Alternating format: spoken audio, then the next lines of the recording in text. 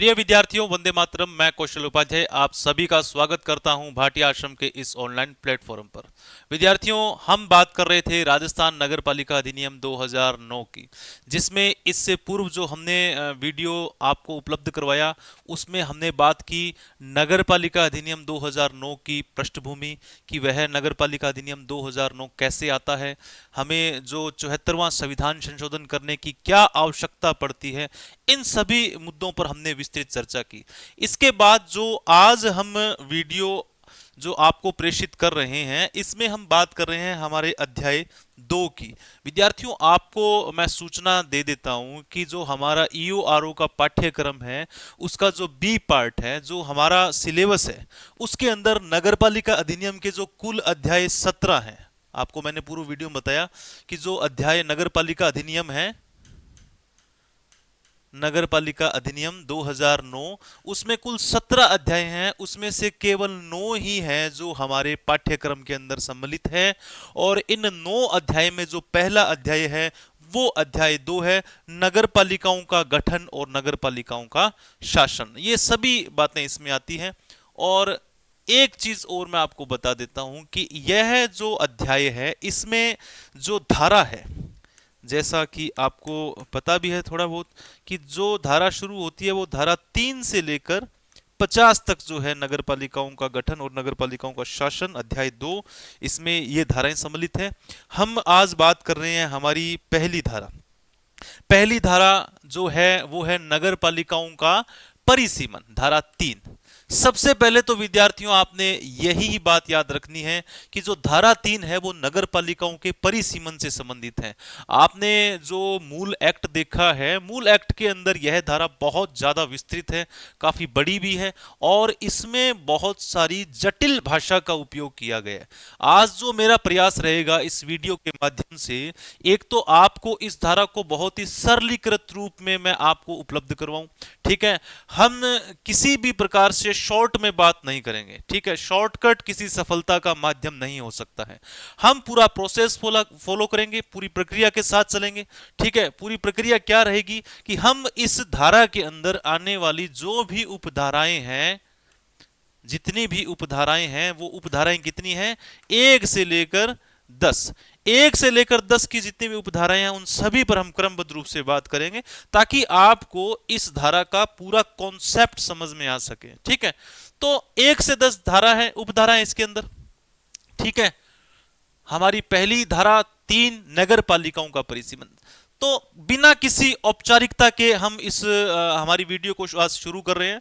तो इसमें सबसे पहले विद्यार्थियों, हालांकि हमारा मुद्दा परिसीमन का अर्थ जानना ज्यादा जरूरी नहीं है। ठीक है, परिसीमन होता कैसे ये हम जानेंगे, लेकिन फिर भी आपको परिसीमन के बारे में थोड़ा बहुत ज्ञान होना चाहिए। परिसीमन जो है, परिसीमन जो है वह निर्वाचन क्षेत्र से संबंधित होता है। निर्वाचन निर्वाचन क्षेत्रों की जो सीमा है उसको कम ज्यादा करना, उसमें बढ़ोतरी करना मतलब उनकी संख्या को जो है वो बढ़ाना। ठीक है, निर्वाचन क्षेत्रों की संख्या में बढ़ोतरी करना। ठीक है, और जो हमारी आरक्षित सीट्स हैं, आरक्षित सीट का मतलब कि जो संविधान में आरक्षित प्राप्त जो वर्ग हैं, उनके लिए कुछ सीट्स जो रिजर्व की जाती है संविधान के द्वारा, उन सीटों का जो है वर्गीकरण करना। मोटा मोटा हम इतना ही जानें कि परिसीमन का अर्थ क्या है, क्योंकि यह हमारा पॉलिटी का टॉपिक है। हम यह जानेंगे कि नगर पालिकाओं में परिसीमन किस प्रकार होता है। तो नगर पालिकाओं में किस प्रकार परिसीमन होता है, इसमें जो पहली हमारी उपधारा है हम उस पर बात कर रहे हैं। पहली उपधारा की मैं बात कर रहा हूं विद्यार्थियों, वो क्या है कि राज्य सरकार के अधिकार क्या है इस संदर्भ में, और उनके प्रभाव क्या होंगे। दो चीजें पढ़ेंगे इसके अंदर हम, एक तो प्रभाव और अधिकार किसके, राज्य सरकार के क्या होंगे। सबसे पहले तो विद्यार्थियों, आपको यहां पर एक बात बहुत जरूरी ध्यान रखनी है कि ये सारी शक्तियां जो होती है नगर पालिका के पास नहीं, वो राज्य सरकार के पास होती है। तो यहां पर मैंने लिखा भी है कि राज्य सरकार एक राजपत्र में अधिसूचना के माध्यम से, इसमें 4 स्थितियां मैं आपको बताता हूं। वो 4 स्थितियां क्या है हम उस पर बात करते हैं।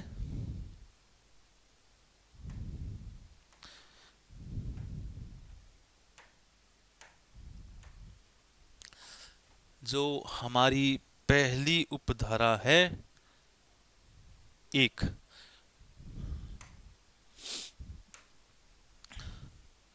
यहां पर मैं कुछ चार स्थितियां लिखूंगा, और आपके, यदि आप मूल अधिनियम में देखो तो जो हमारी धारा 3 है उसमें ये चार स्थितियां लिखी गई है। वो चार स्थितियां कौन कौन सी है वो मैं आपको बताता हूं। तो पहली स्थिति क्या है? क, किसी क्षेत्र को नगर पालिका घोषित करना।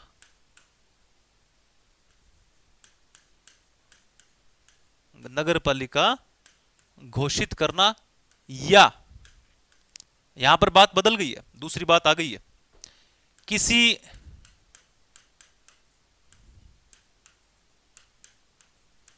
क्षेत्र को मौजूदा नगर पालिका मिलाना। काफी विस्तृत धारा है ये, हम इस पर चर्चा करेंगे, इसको आसान बनाएंगे। मौजूदा नगर पालिका में मिलाना, मिलाना मतलब मैं यहां पर सम्मिलित शब्द का उपयोग करूंगा, और आप यदि मूल एक्ट यदि देखोगे तो उसमें भी सम्मिलित शब्द का उपयोग है। इन जटिल शब्दों के आगे मैं इनका अर्थ जरूर लिखूंगा। नगर पालिका में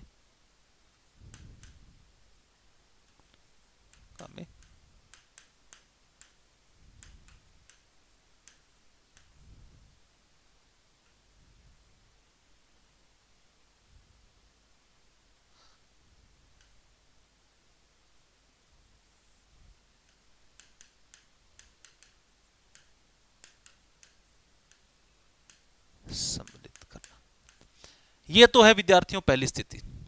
किसी नगर पालिका को, नगर पालिका किसी क्षेत्र को नगर पालिका घोषित करना, या किसी क्षेत्र को किसी नगर पालिका के अंदर मिला देना। ठीक है, क्या स्थिति? आपको बिल्कुल भी कंफ्यूज होने की आवश्यकता नहीं है, मैं इसमें आपको बहुत अच्छे से इसको एक सरलीकृत रूप में आपको बताऊंगा। किसी क्षेत्र को किसी नगर पालिका से अपवर्जित कर देना। अपवर्जित करना मतलब उसको हटा देना।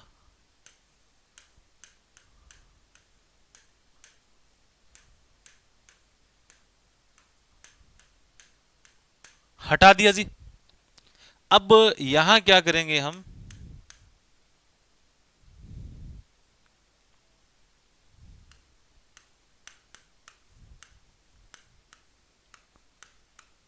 सीमाओं में परिवर्तन करेंगे। सीमाओं में परिवर्तन या विभाजन, एक नगर पालिका का विभाजन करके हमने दो बना दी, या फिर समामेलन। समामेलन का अर्थ होता है कि एक नगर पालिका के अंदर किसी दूसरी नगर पालिका को मिला देना। ठीक है, इसके बारे में अभी हम पढ़ेंगे ये क्या स्थिति है। और चौथी और अंतिम बात इसके अंदर है, किसी नगर पालिका को समाप्त कर देना, मतलब वो समाप्त कर दी गई है, अब वो नगर पालिका नहीं रही है। नगर पालिका को समाप्त कर देना मतलब अब वह नगर पालिका अस्तित्वहीन हो गई है, अब वो नगर पालिका नहीं है, वापिस जो है वो ग्राम पंचायत बन चुकी है, को समाप्त करना।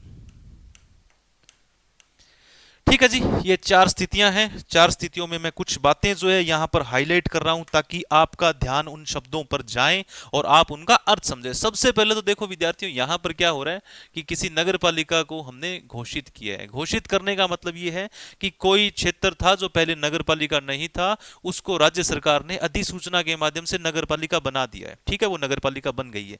या फिर किसी मौजूदा नगर पालिका में सम्मिलित करना किसी क्षेत्र को। ठीक है, सम्मिलित मतलब किसी क्षेत्र को किसी नगर पालिका के अंदर मिला दिया है। ठीक है, उसके बाद क्या है कि अपवर्जित करना। अपवर्जित करना मतलब किसी क्षेत्र को हटा देना। इसकी प्रक्रिया भी अभी हम आपको समझाने वाला हूं मैं। आप बिल्कुल भी आपको चिंतित होने की इसके लिए आवश्यकता नहीं है। हमने सीमाओं में परिवर्तन करना है, ठीक है, नगर पालिका की सीमा में कोई परिवर्तन कर रहे हैं, या फिर हम नगर पालिका का विभाजन कर रहे हैं, एक नगर पालिका को दो बना दिया, या फिर दो नगर पालिकाओं को मिलाकर हमने एक बना दिया, ऐसी अगर कोई स्थिति हो, या फिर समाप्त करना, ठीक है। ये सभी स्थितियां जो है 1, 2, 3, 4, 5, 6 और ये 7, ये 7 स्थितियां हैं जिसके ऊपर अभी हम चर्चा करेंगे। तो पहला जो हमारा काम है वो पहली स्थिति पर बात करें हम। उसके अंदर विद्यार्थियों मैं आपको बता रहा हूं,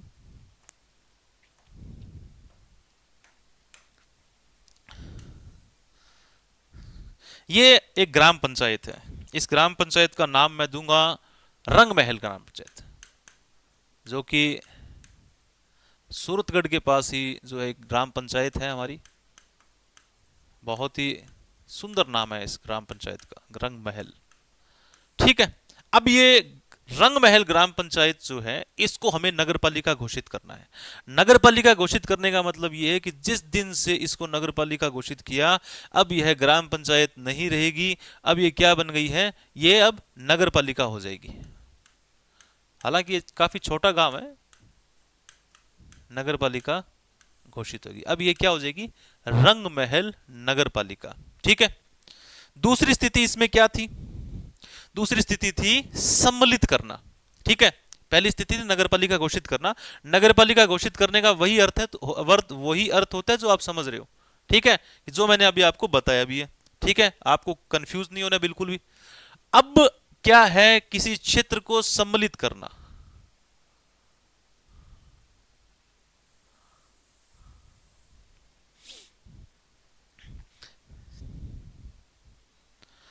अब क्या है, किसी क्षेत्र को सम्मिलित कैसे करते हैं, ये पास में एक गांव है बिल्कुल सटा हुआ, और ये क्या है, सूरतगढ़ नगर पालिका है, सूरतगढ़ नगर पालिका, और ये सूरतगढ़ नगर पालिका का क्षेत्र है। यहां पे चालू होता है रंग महल, रंग महल क्षेत्र है। अब क्या करेंगे कि हम इसमें ये जो क्षेत्र है,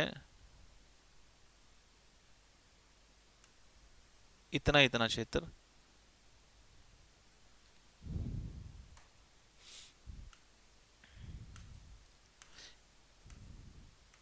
रंग महल क्षेत्र को हमने इतना इतना क्षेत्र जो है सूरतगढ़ नगर पालिका में मिला दिया।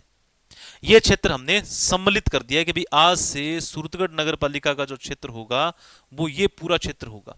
पहले इतना था, अब हमने इस गांव से ये क्षेत्र हटाकर, इस रंग महल से हटाकर हमने नगर पालिका में सम्मिलित कर दिया, ठीक है। ये हमने दूसरी स्थिति पर बात की, सम्मिलित करना।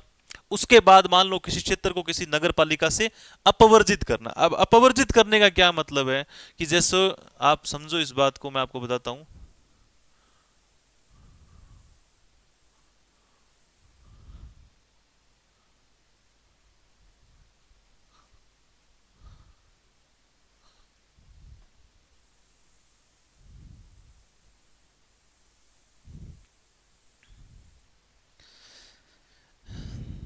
जैसे मान लो ये एक नगर पालिका है, और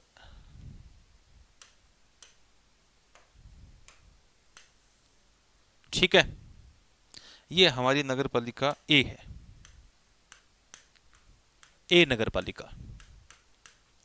ए नगर पालिका का एक क्षेत्र हमें इस नगर पालिका से बाहर करना है। जैसे मान लो ये इधर इस नगर पालिका के 2 वार्ड हैं, ठीक है जी, ये हमें क्या है कि बाहर करने हैं, हमने इसको निकाल के इधर गांव में सम्मिलित कर दिया, या मतलब जो भी सम्मिलित किसी गांव में करेंगे या नगर पालिका में करेंगे वो बात की बात है, लेकिन किसी क्षेत्र को अपवर्जित करने का मतलब जो होता है वो होता है कि उस क्षेत्र से, नगर पालिका से हमने उस क्षेत्र को हटा दिया है, अब वो नगर पालिका के क्षेत्र के अंतर्गत नहीं रहेगा, नगर पालिका की किसी भी प्रकार की अधिकारिता उस क्षेत्र के ऊपर नहीं होगी, उसके कोई भी नियम अधिसूचनाएं उसके ऊपर नहीं चलेंगी।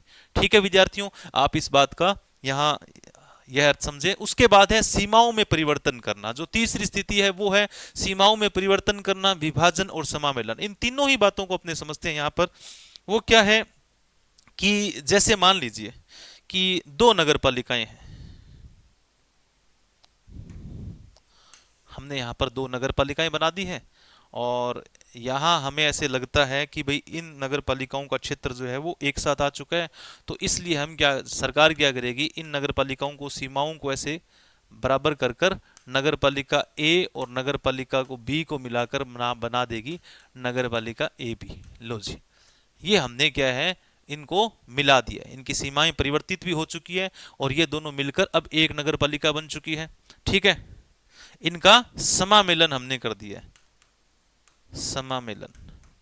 और विद्यार्थियों इससे पहले हमने एक शब्द और पढ़ा था, वो था सम्मिलित। सम्मिलित शब्द और समामेलन का क्या अर्थ हो गया यहां पर? मैं वापस जो है हमारी पहली वाली स्लाइड पर आपको लेके चलता हूं कि सम्मिलित करना यहां पर हमने पढ़ा, यहां हम पढ़ रहे हैं समामेलन करना। जोड़ दोनों में रही है, तो दोनों में अंतर क्या है? समामेलन के अंदर क्या है कि हम नगर पालिका के अंदर नगर पालिका जोड़ रहे हैं,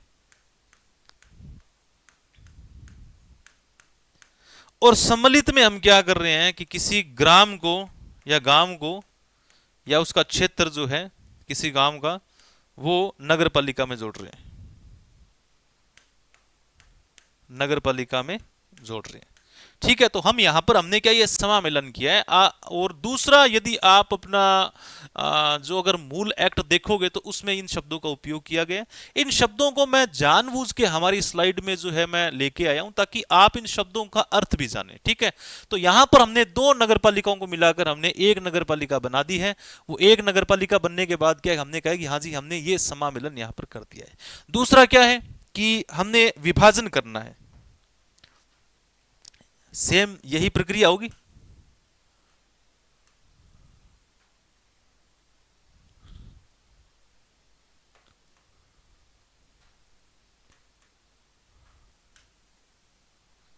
यह नगर पालिका रामपुर है, रामपुर नगर पालिका। ठीक है, कहीं ना कहीं तो रामपुर नगर पालिका होगी। अब हमने क्या है कि विभाजन करते हुए इनको दो नगर पालिकाएं बना दिया। लो जी, इनकी सीमाएं बना देते हैं।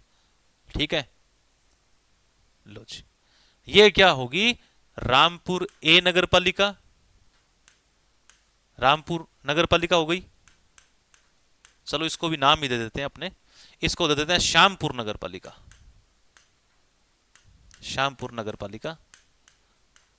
ठीक है, ये श्यामपुर नगर पालिका होगी। ये हमने विभाजन किया है। ठीक है, विभाजन हो गया। उसके बाद क्या है, उसके बाद है नगर पालिका को समाप्त करना। नगर पालिका को समाप्त करने का अर्थ यही होता है जो यहां पर लिखा गया है। नगर पालिका समाप्त मतलब उसका अस्तित्व समाप्त, अब वो नगर पालिका नहीं रही। जैसे अभी आपने पीछे देखा कि सरकार ने बहुत सारी नगर पालिकाएं पहले तो बनाई, बाद में उन नगर पालिकाओं को समाप्त भी किया, तो ये सब काम किया, तो इसका मतलब वो नगर पालिका अब नगर पालिका नहीं रही है। वो पहले जो भी ग्राम पंचायत थी उस ग्राम पंचायत के रूप में जानी जाएगी।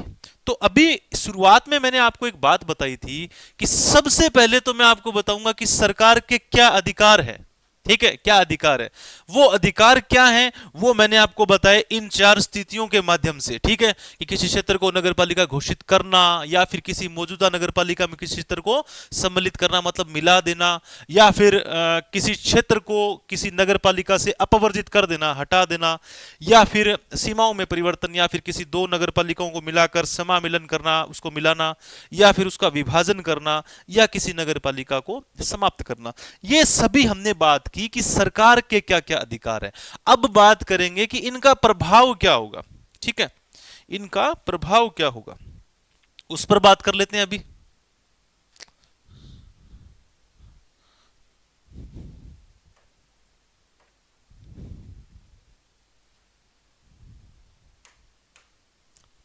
इनका प्रभाव क्या होगा उस पर हम बातचीत कर लेते हैं।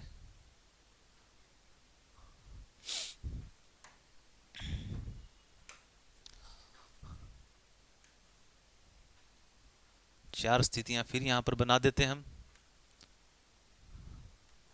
आपको थोड़ा ऐसा लग सकता है कि यह धारा काफी लंबी है, और निसंदेह लंबी है भी, ये धारा काफी बड़ी है। हम बहुत आसानी से इस धारा को इस वीडियो के माध्यम से समझेंगे विद्यार्थियों। थोड़ा सा धैर्य के साथ इस वीडियो के साथ आप बने जरूर रहें। सबसे पहले तो क्या है कि जो सदस्य हैं, जो नया क्षेत्र सम्मिलित हुआ है, हमने कै में बात की थी, किसी मौजूदा नगर पालिका में मिला देना, या फिर जो नया क्षेत्र मिलता है तो वहां पर नियत दिवस से, इस नियत दिवस का अर्थ मैं यहां पर बताऊंगा, नियत दिवस से 6 माह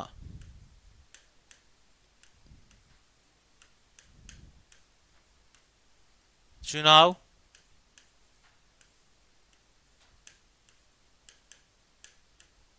चुनाव होंगे।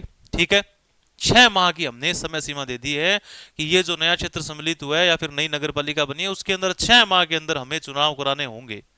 ठीक है, हमने एक संवैधानिक रूप से ये उनको बाउंड कर दिया है कि आपको 6 माह के अंदर चुनाव करवाने ही पड़ेंगे। दूसरी स्थिति क्या है, और अब अच्छा, नियत दिवस का यहां पर क्या अर्थ है? नियत दिवस का अर्थ ये है कि जिस दिन अधिसूचना जारी होती है, जिस दिन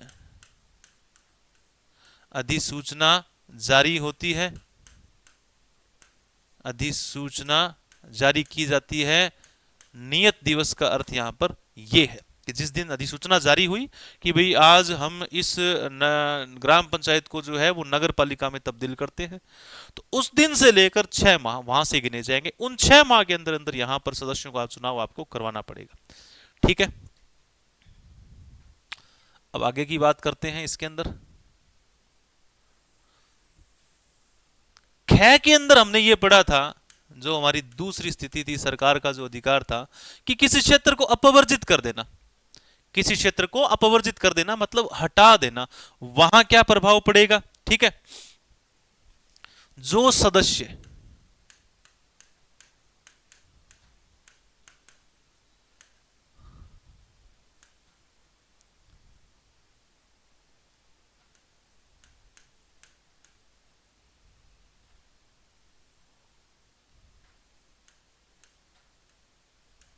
अपवर्जित क्षेत्र से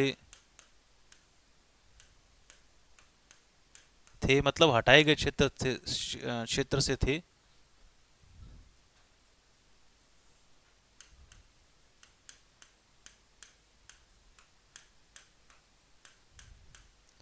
वे सदस्य नहीं रहेंगे। सदस्य नहीं रहेंगे मतलब अब वो सदस्य नहीं है, अब वो क्षेत्र हट गया है, तो मतलब अब वो किसी नगर पालिका के अब सदस्य नहीं रहे,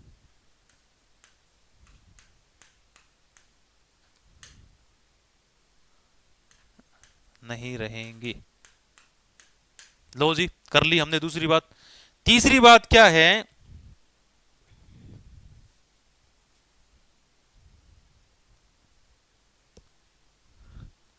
जो गैर स्थिति है, अगर नगर पालिका का विभाजन हुआ है, मतलब हमने एक नगर पालिका को विभाजित करते हुए हमने दो नगर पालिकाएं बनाई है, तो जैसे मान लो कि ये दो नगर पालिकाएं हमने बनाई थी, ये एक नगर पालिका थी, यहां से हमने विभाजित कर कर दो नगर पालिकाएं बना दी। तो यहां पर मान लो कि 35 जनप्रतिनिधि थे, और यहां पर भी 35 जनप्रतिनिधि थे।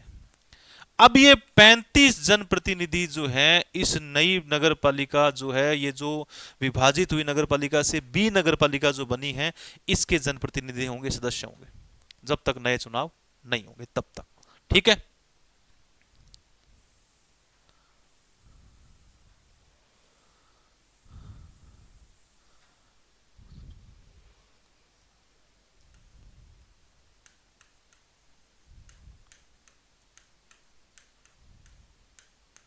विभाजित नगर पालिका के पुराने सदस्य ही नई नगर पालिका के सदस्य होंगे, नई नगर पालिका के सदस्य होंगे।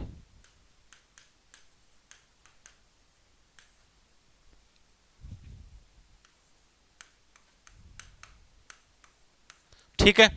और अगर मान लो कि नगर पालिका को जो है मिलाया गया है, समामिलन किया गया है,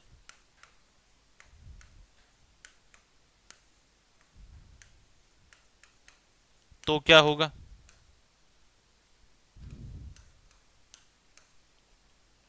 जो दूसरी नगर पालिका है,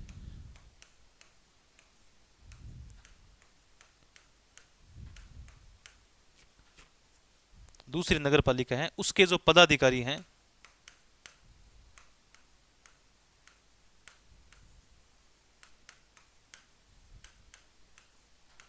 जैसे अध्यक्ष, हमारे उपाध्यक्ष जी और सदस्य, ये सभी क्या बन जाएंगे? उस नगर पालिका के सदस्य। ठीक है, ये सब सदस्य समझे जाएंगे। ठीक है, ये सब बात होगी उसके अंदर। और उसके बाद हमने जो बात की, अच्छा यहां पर एक चीज मैं आपको थोड़ा बताना भूल गया कि इनका कार्यकाल क्या होगा। जैसे मान लो कि नगर पालिका को विभाजित कर दिया गया है, तो अब वो कब तक काम करेंगे? कि उनमें यह ध्यान रखने वाली बात है कि जैसे मान लो कि 5 साल का किसी नगर पालिका का कार्यकाल था, 3 साल के बाद जो है ये नगर पालिका को विभाजित करके एक नई नगर पालिका बना दी। तो अब वो जो नई नगर पालिका बनी, क्या वो 5 साल तक काम करेगी? नहीं, वो 5 साल तक काम नहीं करेगी। वो जो मूल रूप से जो नगर पालिका बनी थी उसका जितना कार्यकाल था वो उतने ही काम करेगी। अब जैसे 3 साल के बाद अगर मान लो कि यह विभाजन हुआ है, तो वो बचे हुए 2 साल तक ही वो नगर पालिका काम करेगी, इसके अलावा वो काम नहीं करेगी। ठीक है, कार्यकाल हमने बता दिया। इस कार्यकाल को मैं यहां लिख दूं, बचा हुआ कार्यकाल। थोड़ा आप ध्यान रखें यहां पर।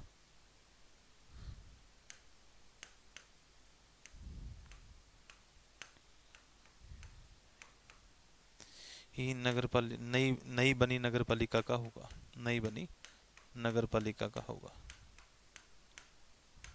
ठीक है जी।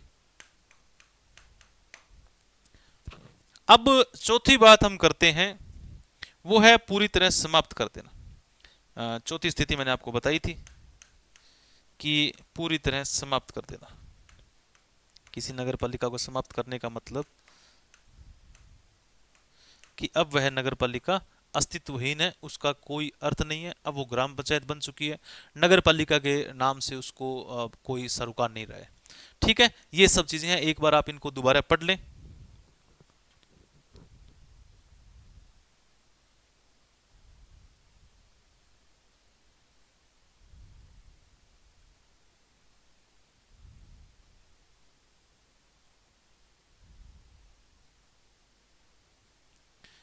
ठीक है जी, अब अपने बात करते हैं आगे की स्थिति पर।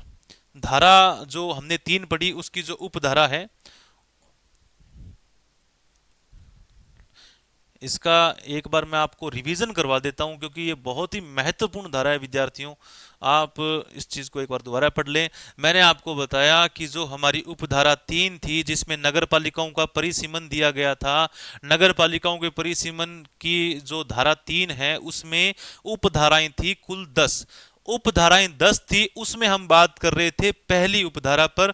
पहली उपधारा क्या कहती है कि राज्य सरकार के क्या अधिकार हैं, ठीक है, और उनके क्या प्रभाव होंगे। ठीक है, तो राज्य सरकार राजपत्र में अधिसूचना के माध्यम से जो परिवर्तन कर सकती है, वो क्या परिवर्तन कर सकती है कि किसी नगर पालिका को घोषित करना, ठीक है, किसी क्षेत्र को, या फिर किसी मौजूदा नगर पालिका में किसी क्षेत्र को मिला देना, या फिर किसी नगर पालिका क्षेत्र से किसी क्षेत्र को अपवर्जित करना, हटा देना, या फिर किसी नगर पालिका का विभाजन करना, या फिर दो नगर पालिकाओं को आपस में मिला देना, या फिर नगर पालिका को समाप्त कर देना। ठीक है, उसके बाद हमने जो पढ़ा वो था इनका प्रभाव, कि प्रभाव क्या होगा। प्रभाव क्या होगा कि यदि मान लो कोई नगर पालिका घोषित कर रहे हैं तो नियत दिवस से 6 माह में चुनाव कराना होगा।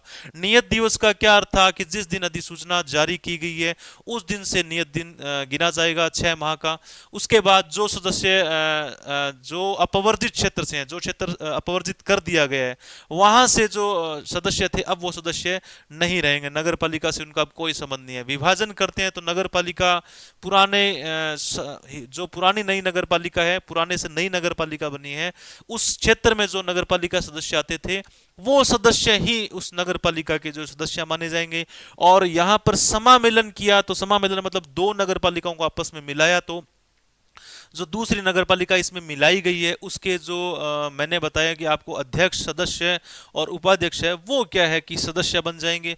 और पूरी तरह समाप्त करना मतलब वो नगर पालिका अस्तित्वहीन हो चुकी है, अब उस नगर पालिका का कोई अस्तित्व नहीं है। तो अब हम शुरू कर रहे हैं हमारी उपधारा 2। उपधारा 2 क्या कहती है? बहुत ही सामान्य सी बात है उपधारा 2 में। अभी तक हमने बात की हमारी उपधारा 1 की।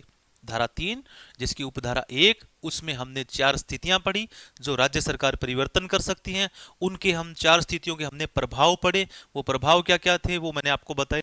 और अब क्रम आता है हमारी उपधारा 2 का। उपधारा 2 सीमा चिन्ह जो है वो लगाने हैं, उनकी स्थापना और रख रखाव से संबंधित है। जैसे कि आप देख रहे हो कि ये एक सीमा चिन्ह है, ये किसी क्षेत्र का एक सीमा चिन्ह बता रहा है। ऐसे सीमा चिन्ह हमने भी देखे हैं। हमारी कोई भी नगर पालिका या जिस ग्राम पंचायत में हम रहते हैं उसके बाहर क्या है कि एक सीमा चिन्ह लगा होता है कि भाई यहाँ से इस फला ग्राम पंचायत या फिर इस फला नगर पालिका का क्षेत्र चालू होता है, या फिर यह नगर पालिका आपका हार्दिक स्वागत करती है, ऐसा कोई सीमा चिन्ह उस पर लगा होगा। अब ये सीमा चिन्ह क्या राज्य सरकार लगाती है या कौन लगाता है? इनका खर्च कौन उठाता है? इनका रख रखाव कौन करता है? ये सारी चीज जो लिखी होती है वो लिखी होती है विद्यार्थियों हमारी इस धारा के अंदर। क्या है? एक तो लगवाएगा कौन? स्वयं नगर पालिका। ठीक है, इसे राज्य सरकार नहीं लगवाएगी, स्वयं नगर पालिका इन सीमा चिन्हों की स्थापना करेगी स्वयं के खर्चे पर। ऐसा नहीं है कि खर्चा जो है वो राज्य सरकार देगी, स्वयं के खर्चे पर।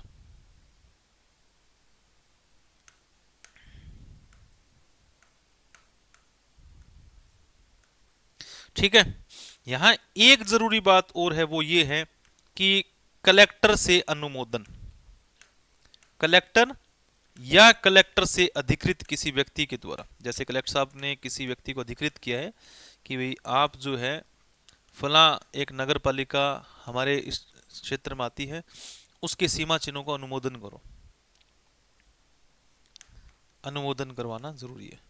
ठीक है, तो अगर यहाँ पर प्रश्न बने तो ऐसा हो सकता है कि उपधारा 2 के अनुसार कोई सीमा चिन्ह है, उनका अनुमोदन किसके द्वारा करवाया जाएगा? अधिशासी अधिकारी या फिर आयुक्त, उपनिदेशक, या फिर ऐसा कोई ऑप्शन देंगे तो कलेक्टर का भी ऑप्शन दे सकते हैं। तो थोड़ा ध्यान रखें कि कलेक्टर के द्वारा जो है उनको अनुमोदित किया जाएगा स्वयं के खर्चे पर। नगर पालिका स्वयं जो है उनका रख रखाव करेगी। ठीक है, अब अपने आगे चलते हैं हमारी उपधारा 3।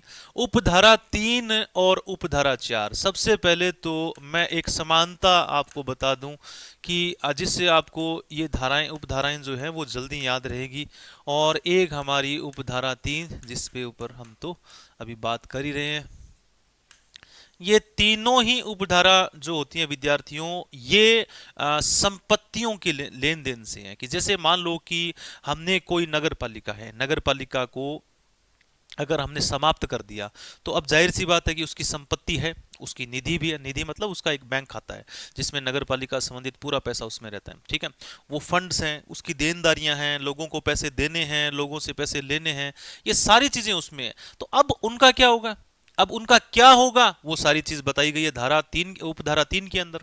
ठीक है, अगर मान लो कोई क्षेत्र अगर हमने किसी दूसरी प्राधिकारी को सौंप दिया, जैसे मान लो कोई नगर पालिका जो है हमने किसी दूसरी निगम को सौंप दिया है, या फिर हमने मतलब यहाँ पर मैं राज्य सरकार की बात कर रहा हूँ, नगर पालिका स्वयं यह कार्य नहीं करेगी, तो नगर पालिका को हमने ग्राम पंचायत जो है उसमें डाल दिया है। तो ऐसा कोई होगा तो वो उसको बाद में स्थानांतरित की जाएगी, ठीक है। लेकिन यहाँ पर भी क्या है कि बीच में एक बार राज्य सरकार है, ठीक है। और अब उपधारा जो 5 है वो ये क्या कहती है कि किसी नगर पालिका के क्षेत्र को किसी दूसरी नगर पालिका को सौंपना, उस वक्त जो उसकी संपत्ति है उसका क्या करना है ये राज्य सरकार बताएगी, ठीक है, कैसे सौंपना है।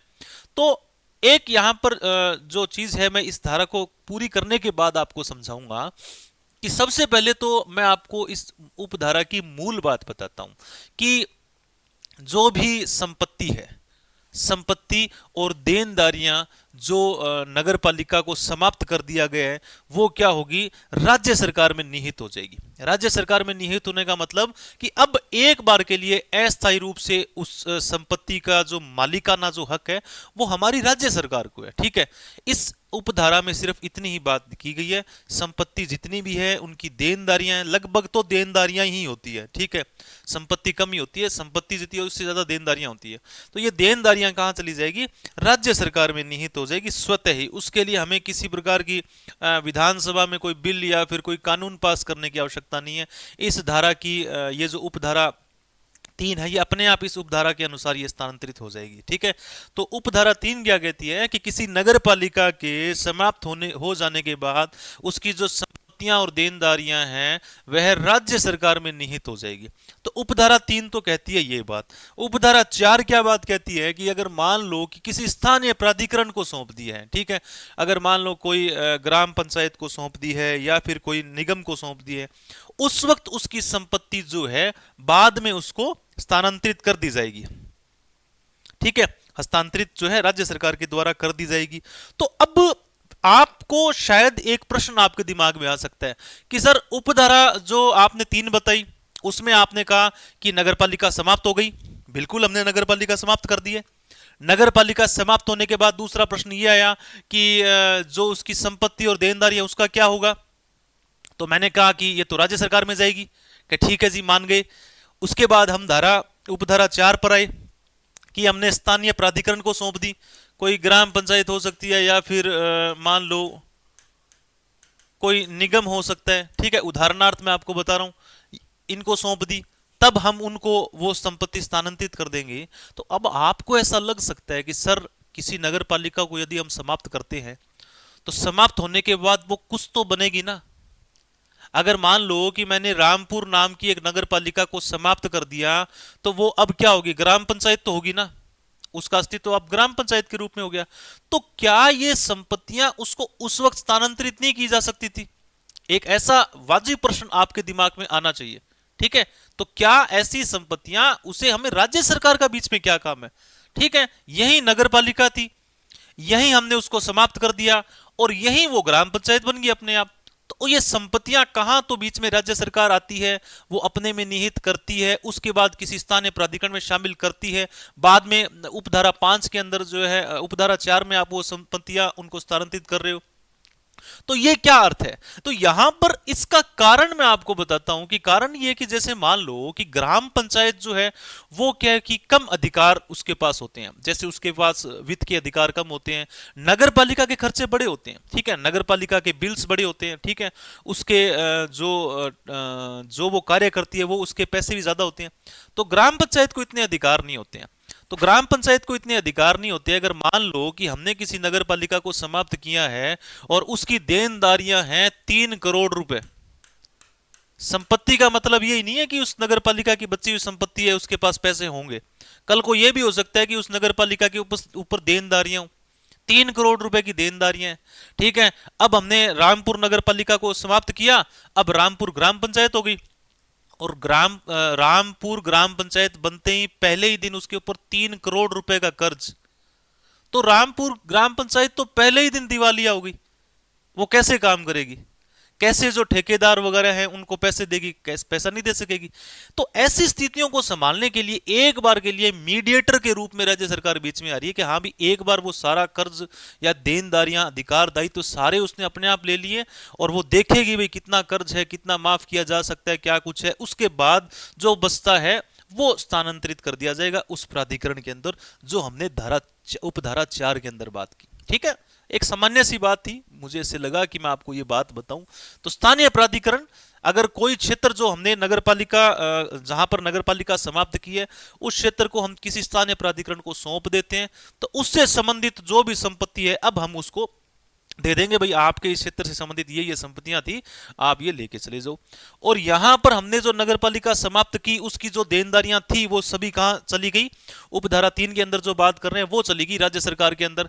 अब जो भी उसका लाभ, उसका जितना भी पैसा होगा उस पैसे से राज्य सरकार जो है वो क्या करेगी, जो उस क्षेत्र के विकास से संबंधित जो भी कार्य है वो करेंगे। अच्छा, इसका एक कारण और है विद्यार्थियों कि जब हम किसी नगरपालिका को समाप्त करते हैं तो उसके बाद में जो चुनाव होने होते हैं वो भी क्या है कि 6 माह का समय होता है। तो 6 माह के अंदर जो है वहां पर किसी प्रकार का कोई जनप्रतिनिधि नहीं होता है, कोई उसका अधिकार ऐसा रखने वाला व्यक्ति नहीं होता है जो ये काम संभाल सके। तो इसलिए क्या है कि सरकार एक बार बीच में आके ऐसी स्थितियों को संभालने के लिए बीच में आती है। तो उपधारा 3 में तो हमने संपत्ति दी राज्य सरकार को, उपधारा 4 में हमने संपत्ति उसको दी कि जिसने उस क्षेत्र को लिया है अपने अंदर, हमने उस प्राधिकारी को वो संपत्ति सौंप दी। अब उपधारा 5 क्या है? उपधारा 5 ये कहती है कि जो नगरपालिका क्षेत्र से हटाकर दूसरी में जोड़ने पर क्या होगा कि अगर मान लो कि इस नगरपालिका की इस क्षेत्र को हमने सौंप दिया इसको, तो इस क्षेत्र से संबंधित जो भी नगरपालिका की संपत्तियां होगी हम वह संपत्ति उस नगरपालिका को सौंप देंगे। ठीक है, यहां पे नगरपालिका से नगरपालिका के अंदर इस ट्रांसफर हम कर रहे हैं, तो किसी एक नगरपालिका का क्षेत्र हमने काट के दूसरी नगरपालिका क्षेत्र में मिला दिया, तो उस क्षेत्र से संबंधित जो भी संपत्तियां थी वो संपत्तियां क्या है इस नगरपालिका को दे दी जाएगी। लेकिन इसमें क्या होगी, राज्य सरकार दोनों नगरपालिका से सलाह मशवरा करेगी कि भाई क्या करना है, क्या कुछ करना है, वो सारी संपत्तियां जो भी उसका मध्यम मार्ग निकलेगा उसके अनुसार उसको सौंप देंगे। ठीक है, अगर राज्य सरकार को लगता है कि भाई ऐसा बंटवारा करना संभव नहीं है तो वो बंटवारा नहीं करेगी। ये तो थी हमारी उपधारा 3, 4, 5, दोनों को आपस में आप कोरिलेट कर जरूर करें। 3, 4, 5 जो है वो देनदारियों से संबंधित है। अब बात आती है हमारी उपधारा 6। बहुत बार ऐसे होता है कि जब भी नगरपालिकाओं की सीमाएं जो है वो डिसाइड की जाती है, उनका सीमा क्षेत्र देखा जाता है, तो बहुत बार कुछ ऐसे भी उदाहरण मिलते हैं कि जिसके अंदर कोई घर है, किसी का कोई प्लाट है, किसी का कोई मकान है, कोई दुकान है, कुछ भी खेत है, कोई गोदाम है, वो क्या होता है कि विद्यार्थियों कि कोई दो नगरपालिकाओं के बीच में आ जाता है। जैसे ये एक नगरपालिका है, यहां पर ये एक नगरपालिका है, ठीक है, यहां पर ये एक घर है जो आधा तो इस नगरपालिका में आ रहा है, आधा दूसरी नगरपालिका में आ रहा है। तो ऐसी स्थिति में वो क्या करेगा, अब वो कोई दो नगरपालिका के बीच में थोड़ी रहेगा, उसे ये तो बताना पड़ेगा कि भाई आपका यह मकान किस नगरपालिका क्षेत्र में आता है।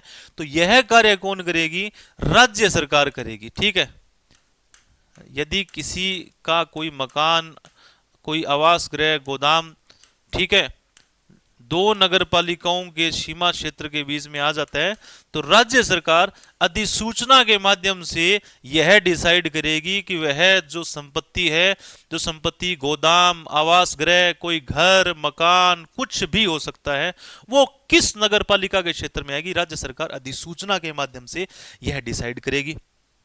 अब आते हैं जी हमारा जो उपधारा 7 है। उपधारा 7 क्या कहती है कि जो किसी क्षेत्र को हमने नगरपालिका में मिला दिया, ठीक है, जैसे मान लो कि ये एक क्षेत्र था, यहां पर मौजूद एक नगरपालिका में हमने इस क्षेत्र को मिला दिया। अब इस क्षेत्र के अंदर मौजूद जितनी भी उपविधियां हैं, जितने आदेश, अधिसूचनाएं, जो भी नियम कानून जो है वो सभी हमारे इस क्षेत्र के ऊपर भी लागू होंगी। ठीक है, ये सारी चीज, इसमें कोई सामान्य बात है, कोई ज्यादा समझने वाली बात तो मुझे इसमें लगती नहीं है कि जो क्षेत्र हमने शामिल किया इसके ऊपर कोई विशेष प्रावधान ऐसा नहीं होगा कि जी 5 साल तक या 2 साल तक इस क्षेत्र पर कोई नियम लागू नहीं होगा, ऐसा कुछ नहीं है। ये यहाँ पर शामिल हो गया तो इस नगरपालिका के ऊपर जो भी नियम कानून जो है किसी नगरपालिका, उस नगरपालिका के द्वारा लगाए गए हैं, वो सारी चीजें जो है इस क्षेत्र के ऊपर भी लगेगी। बस 7 के अंदर एक यही बात कही गई है। अब बात करते हैं हमारी उपधारा 8। उपधारा 8 जो हमने उपधारा 1 पढ़ी थी उसके जैसी ही उपधारा 8 है। ठीक है, उपधारा 8 क्या कहती है विद्यार्थियों कि अगर मान लो किसी गांव या किसी गांव के किसी क्षेत्र को हमने नगरपालिका में शामिल कर दिया, ठीक है, किसी गांव को या किसी क्षेत्र को हमने नगर पालिका में शामिल कर दिया तो परिणाम क्या होंगे, वो 6 परिणाम होंगे। वो 6 परिणाम क्या होंगे वो मैं आपको यहां पर बताता हूं विद्यार्थियों कि 6 परिणाम कौन से होंगे। किसी क्षेत्र को या किसी पूरे गांव को ही यदि नगर पालिका में शामिल कर दिया जाता है। बाकी उपधाराएं तो थोड़ी सी आसान थी। ये उपधारा जो 1 और उपधारा 8 है, यहां से थोड़ा सा कंफ्यूजन बनने की स्थिति बनी रहती है, तो इसलिए थोड़ा सा आप इनको ध्यान से पढ़ें और मैं उम्मीद करूंगा कि आपको ये चीजें समझ भी आ रही होंगी। 3, 4, 5 और 6, वो 6 स्थितियां कौन सी होगी।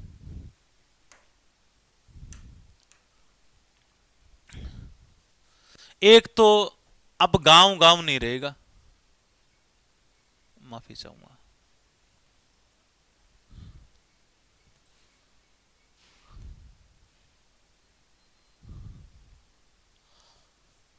अब गांव गांव नहीं रहेगा, सामान्य सी बात है, गांव नहीं रहेगा। अब वो क्या है, नगर पालिका बन गया है। ठीक है, जैसे आप भी कहते हो कि मैं अब छोटा बच्चा नहीं रहा, अब मैं बड़ा बच्चा बन गया हूं, तो वैसे ही क्या है कि ये गांव भी अपने आप में यही बात बोल रहा है कि अब मैं गांव नहीं हूं, मैं गांव नहीं रहा, मैं नगर पालिका बन गया हूं। यहां पर जो अधिकारिता है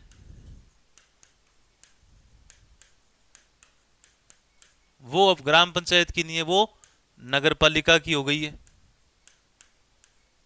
ठीक है, अधिकारिता जो है वो नगर पालिका की हो गई है। तीसरा परिवर्तन क्या होगा,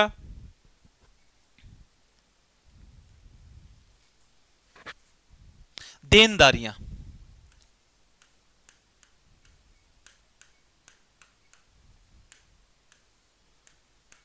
देनदारियां अगर मान लो कि पूरा गांव ही हमने नगर पालिका बना दिया, पूरा गांव ही यदि नगर पालिका बना दिया,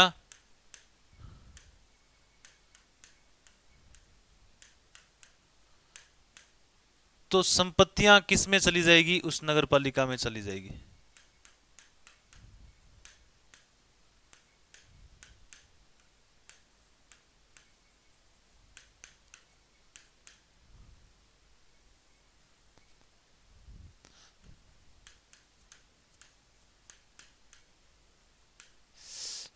लिखा नहीं जा रहा, एक सेकंड।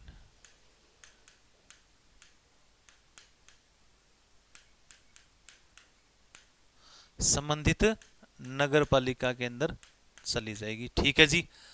उसके बाद क्या होगा, अगर मान लो कि कोई क्षेत्र यदि होता है, कोई क्षेत्र किसी नगर पालिका में शामिल किया है, मैं प्रयास कर रहा हूं कि एक एक चीज को मैं बहुत ही बारीकी से आपको समझाऊं। कोई क्षेत्र यदि नगर पालिका में शामिल किया हो,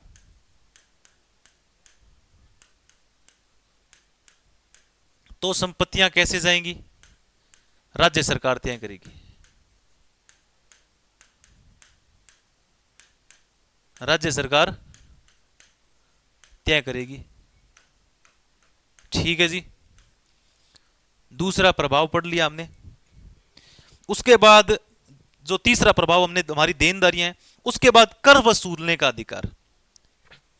कर वसूलने का अधिकार,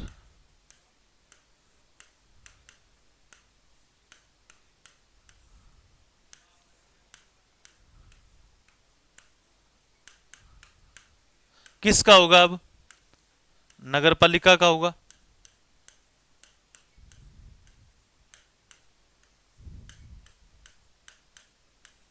ठीक है, कर वसूलने का अधिकार जो है वो नगर पालिका का होगा। उसके बाद आती है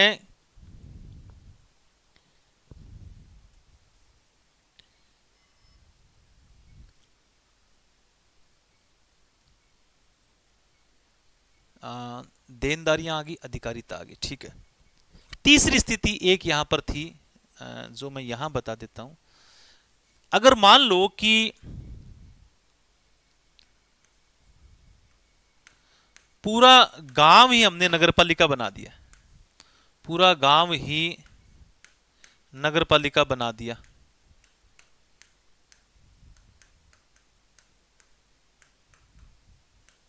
ये विद्यार्थियों यहां पर मैं बता दूं कि आपको तीसरी स्थिति जो यहां पर ये है, पूरा गांव ही अगर नगरपालिका बना दिया हो तो गांव के जो पदाधिकारी हैं, सरपंच और उप सरपंच और पंच, ये क्या होंगे, अध्यक्ष हो जाएंगे। अध्यक्ष, उपाध्यक्ष और सदस्य।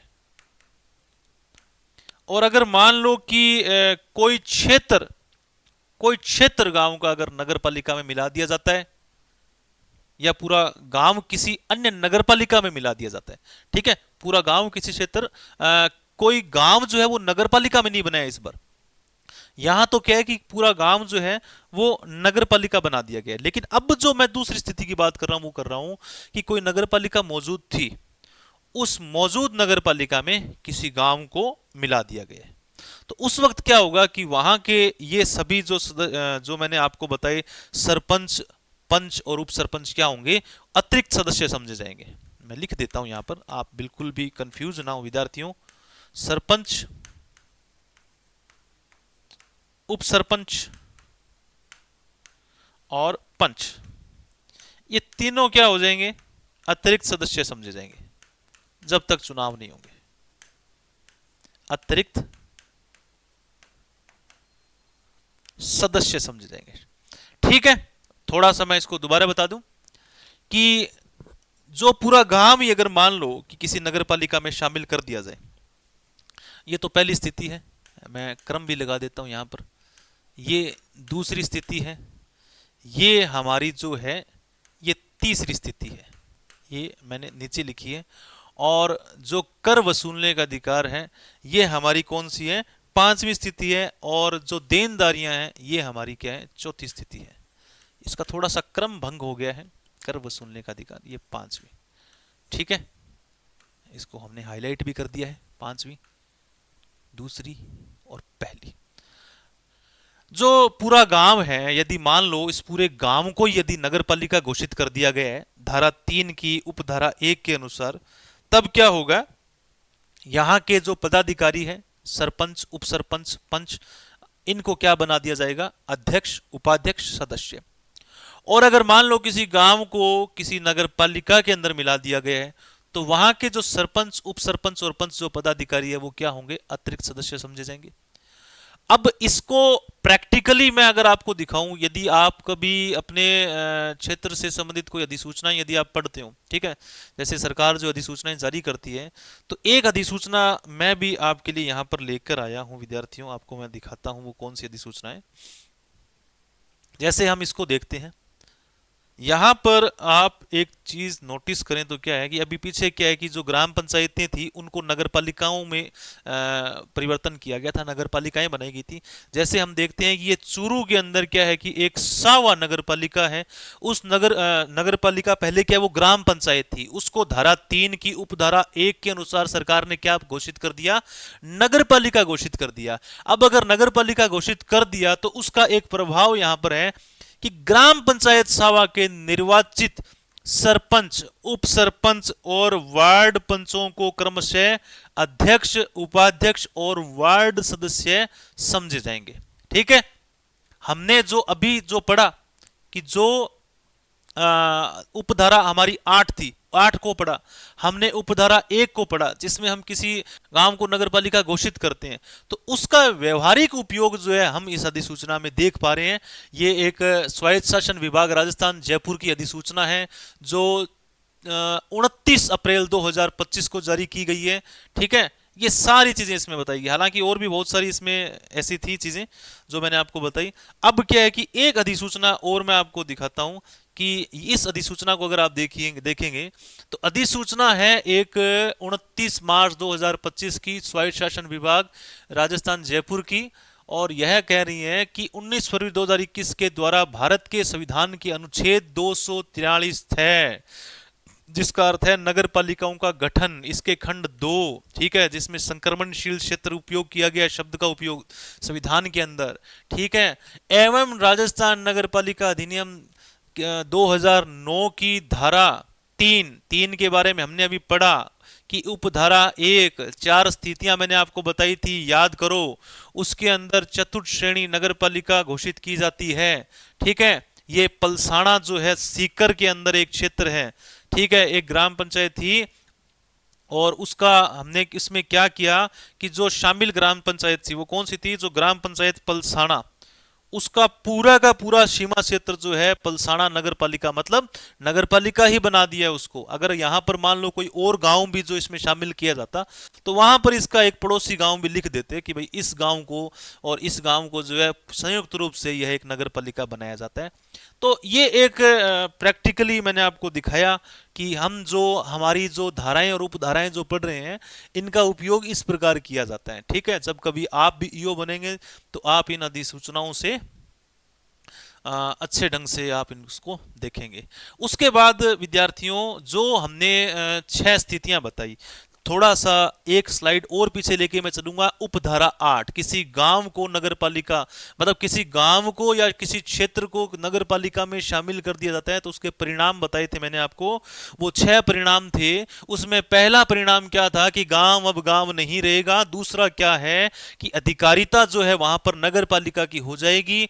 जो तीसरा परिणाम मैंने आपको बताया वो क्या था कि पूरा गांव ही नगर पालिका यदि बना दिया गया हो तो वहां के जो पदाधिकारी है, सरपंच, उप सरपंच, सदस्य, वो क्या होंगे क्रमशः अध्यक्ष, उपाध्यक्ष और सदस्य, जो अधिसूचना मैंने आपको दिखाई। उसके बाद है अगर मान लो कोई क्षेत्र शामिल कर देते हैं, ठीक है, किसी मौजूदा नगर पालिका के अंदर कोई गांव यदि पूरी नगर पालिका में शामिल कर दिया जाता है तो सरपंच, उप सरपंच, पंच क्या है कि उसके अतिरिक्त सदस्य समझे जाएंगे। अब एक छठी स्थिति और छठा परिणाम और है, वो क्या है मैं वो यहां लिख देता हूं।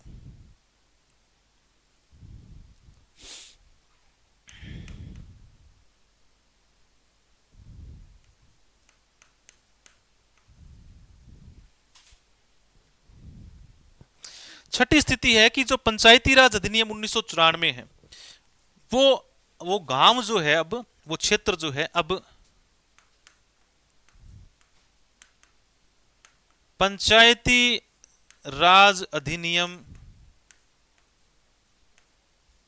की जगह किस में आएगा, हमारा राजस्थान नगर पालिका अधिनियम 2000 अब 9 के अंतर्गत आएगा। ये 6 परिणाम मैंने आपको बताए जो हमारी उपधारा 8 है, ठीक है। और अब जो हमारी उपधारा 9 है, उपधारा 9 है वो ये बात कहती है कि जैसे क्या है कि अधिनियम के माध्यम से हर स्थिति को स्पष्ट किया गया है, ठीक है, हर स्थिति को स्पष्ट किया है कि ऐसा हो तो क्या करना है, ऐसा ना हो तो क्या करना है, और इस प्रकार की स्थिति बन जाए तो आपको कैसे कदम उठाने हैं, वो सारी बात इसमें बताएगी। लेकिन फिर भी बहुत सारी व्यवहारिक कठिनाइयां आती है। यदि व्यवहारिक कठिनाई आए तो उस वक्त क्या करना है कि यदि व्यवहारिक कठिनाई आई तो राज्य सरकार विशेष आदेश के माध्यम से उस व्यवहारिक कठिनाई का समाधान करेंगे, ठीक है। दूर करने के लिए उस कठिनाई को राज्य सरकार विशेष निर्देश जारी कर सकती है। ये हमने उपधारा 9 में बताया। और हमारी जो उपधारा 10 है, अन्य कानूनों पर इस धारा का प्रभाव, उपधारा 10 है वो है अन्य। जैसे मान लो कि जो एक ग्राम पंचायत है, अभी हाल फिलहाल में हमने उसको नगर पालिका बना दिया, ठीक है। ग्राम पंचायत जो है उसका कार्यकाल होता है उसके अधिनियम के अनुसार कि प्रत्येक ग्राम पंचायत, जो प्रत्येक सरपंच जो हैं वो 5 वर्ष तक जो अपने कार्यकाल में रहेंगे, 5 साल अपने पद पर रह सकते हैं, बाद में दोबारा चुनाव होंगे। तो अगर मान लो कि 3 साल के बाद ही उस ग्राम पंचायत को नगर पालिका बना दिया, अब नगर पालिका बना दिया तो नगर पालिका बना दिया तो वो क्या होगा, अब अध्यक्ष होगा, या उस क्षेत्र को हमने किसी नगर पालिका में शामिल कर दिया, अब वो तो सरपंच से अतिरिक्त सदस्य बन गया। अब वो कहेगा मेरे को तो लिखा हुआ है अधिनियम में 5 साल जो है मेरा कार्यकाल है, पहले तो मैं नहीं हटूंगा। तो वहां पर क्या हो रहा है कि पंचायती राज अधिनियम 1994 और राजस्थान नगरपालिका अधिनियम 2009 उनका आपस में टकराव हो रहा है। तो वहां पर यह बात बताई गई है, यदि कोई ऐसी स्थिति बनती है, टकराव की ऐसी स्थिति, तो उस वक्त क्या है कि नगरपालिका अधिनियम 2009 को ही प्राथमिकता दी जाएगी। धारा 3 में जो स्थितियां लिखी हैं उन्हीं को प्राथमिकता दी जाएगी। तो ये थी हमारी जो 10 उपधाराएं हैं वो सभी, जिसके ऊपर हमने क्रमबद्ध रूप से और बहुत ही गहराई से और बहुत ही विस्तृत और बहुत अच्छे ढंग से आज हमने चर्चा की विद्यार्थियों, और उम्मीद करता हूं आपको ये समझ में आई भी होगी। तो अब एक बार हम थोड़ा सा इसका एक रिवीजन कर लेते हैं। शॉर्टली मैं आपको थोड़ा सा ये समझा देता हूं कि जो हमारी धारा 3 है वो हमने जो शुरुआत की थी वो की थी अध्याय 2, जिसका नाम क्या है, नगर पालिकाओं का गठन और नगर पालिकाओं का शासन। इसमें कितनी धाराएं हैं, धारा 3 से लेकर धारा 50 तक, धारा 50 तक। उसके बाद हम बात कर रहे थे पहली धारा। पहली धारा क्या है, नगर पालिकाओं का शासन और नगर पालिकाओं माफी चाहूंगा, नगर पालिकाओं का परिसीमन। ठीक है, परिसीमन के बारे में हमने आपको बताया कि इसके अंदर 10 उपधाराएं हैं। 10 उपधाराओं के अंदर जो पहली उपधारा है वो क्या कहती है कि राज्य सरकार के अधिकार क्या है और उनके प्रभाव क्या है। कि राज्य सरकार एक अधिसूचना के माध्यम से ये 4 परिवर्तन कर सकती है। ये 4 मैंने यहां पर लिखे हैं, क ख ग घ। ठीक है, किसी क्षेत्र को नगरपालिका घोषित करना, या किसी मौजूदा नगरपालिका में किसी क्षेत्र को सम्मिलित करना, ठीक है, उसमें मिला दिया, या फिर किसी नगरपालिका क्षेत्र से किसी क्षेत्र को अपवर्जित कर देना, हटा देना, या फिर सीमाओं में परिवर्तन, उसका विभाजन करना, या फिर दो नगरपालिकाओं को आपस में मिला देना, समामेलन करना, या फिर नगरपालिका को समाप्त कर देना। ये 4 स्थितियां मैंने आपको बताई जो राज्य सरकार कर सकती है। ठीक है, उसके बाद इनके प्रभाव भी हमने जाने कि प्रभाव क्या होंगे। कि यदि मान लो कि किसी क्षेत्र को नगरपालिका घोषित किया जाता है तो वहां पर विद्यार्थियों 6 माह के अंदर क्या है कि चुनाव करवाने आपको आवश्यक होंगे। नियत दिवस की बात हमने की कि नियत दिवस का मतलब यह था कि जिस दिन वह अधिसूचना जारी होती है। ठीक है, 6 माह के अंदर हमें चुनाव कराने। जो सदस्य हमने अपवर्जित क्षेत्र जो क्षेत्र हटा दिए और उस क्षेत्र में जो जनप्रतिनिधि थे अब वो उस नगर पालिका के सदस्य नहीं रहेंगे। अब क्या है कि विभाजन की बात की, यदि विभाजित नगर पालिका की 2 नगर पालिकाओं को यदि विभाजित कर देते हैं तो जो विभाजित हुई नगर पालिका है उस क्षेत्र में जो पुरानी नगर पालिका के जनप्रतिनिधि आ गए वही उस नई नगर पालिका के सदस्य होंगे। कब तक, जब तक चुनाव नहीं हो जाते हैं। उसके बाद समामेलन, मतलब कि हमने 2 नगर पालिकाओं को आपस में मिला दिया है, तो अब मिलाई हुई नगर पालिका के अंदर क्या है कि जो पदाधिकारी हैं वो उसके सदस्य माने जाएंगे जब तक नए चुनाव नहीं होते हैं। और पूरी तरह समाप्त करने का मतलब है कि नगर पालिका अब समाप्त हो चुकी है, उसका कोई भी अस्तित्व नहीं है। अब बात करते हैं सीमा चिन्ह, उपधारा 2। सीमा चिन्ह की स्थापना की हमने जो रख रखाव की बात की, नगरपालिका स्वयं अपने खर्चे से सीमा चिन्हों की स्थापना करेगी, लेकिन कलेक्टर के अनुमोदन से, कलेक्टर या फिर कलेक्टर द्वारा अधिकृत जो व्यक्ति है, रख रखाव भी जो है नगरपालिका स्वयं करेगी। उसके बाद धारा 3, 4 और 5 तीनों ही जो धारा हैं 3, 4, 5 ये संपत्ति और जो नगरपालिका की है उस संपत्ति से, संपत्ति को सौंपने से संबंधित है।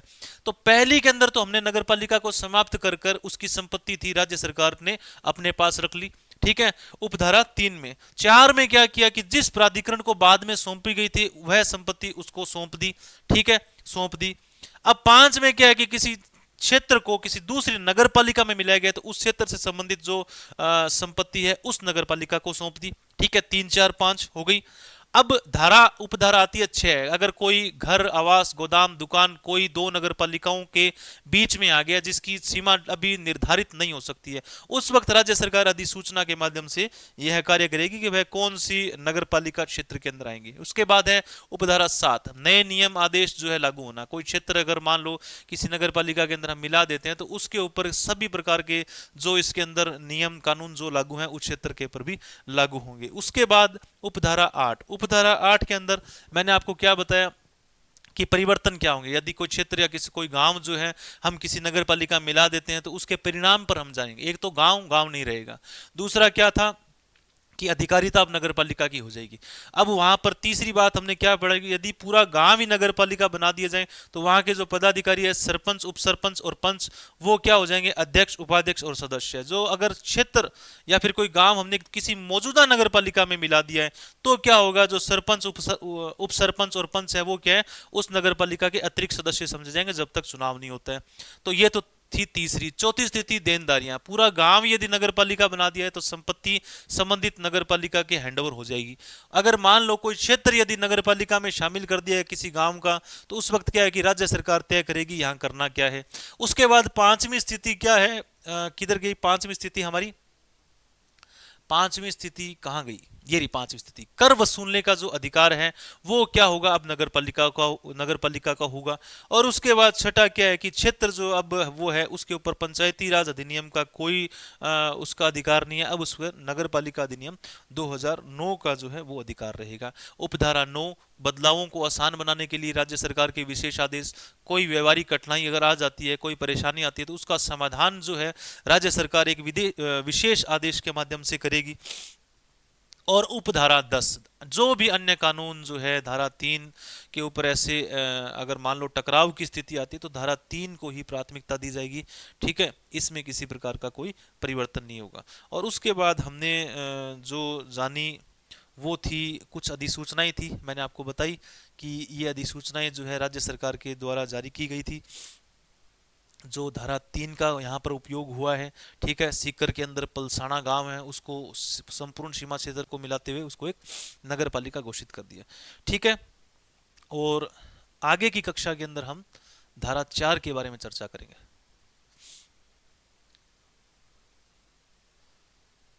ये हमने इसका रिवीजन भी कर दिया है।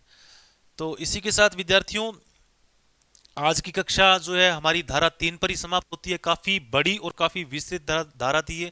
हमने बहुत ही आसान भाषा के अंदर और क्रमबद्ध रूप से इस धारा 3 को संपूर्ण किया। आगे की कक्षा में मिलते हैं धारा 4 के साथ, और तब तक के लिए आपको बहुत बहुत शुभकामनाएं। वंदे मातरम, जय भारत, जय राजस्थान।